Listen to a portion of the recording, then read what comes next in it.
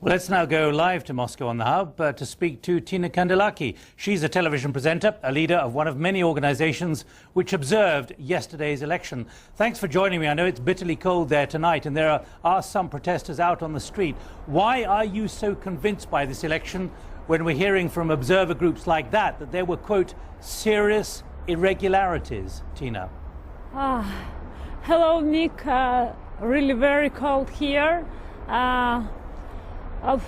Yesterday all day I worked in selection.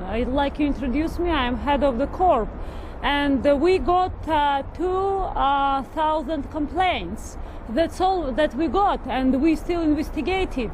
But we have 86,000 observers, and they were standing in 81 regions of Russia. That's why in comparing these complaints and count of the observers, you see that the differences is so big and huge that I can say that the elections was clean. When you say, Tina, they were clean, do you think they are credible, even if the OSCE says there were serious problems and there were problems which were bad or very bad?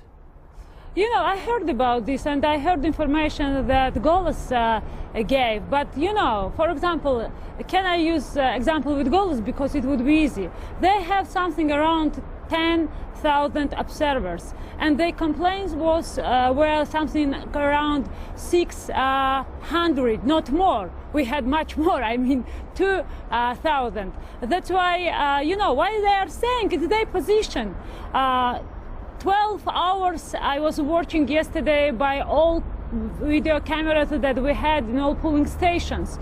You know, situation was different. In some regions it was clean. In some regions like Dagestan we had the problems. But it's difficult to say something right now because complaints that we received, we must investigate them. Because somewhere people saying that, you know, it's the fact of carousel, then we start to investigate and understand that it wasn't carousel because it was really employees who come and vote by the buses. What we're going to do in that case?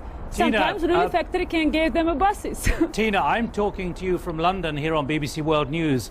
Within the last 24 hours, just after he won the election, you appeared on a video link with Vladimir Putin in person. Did you tell him about the problems you'd seen as an observer? Sure.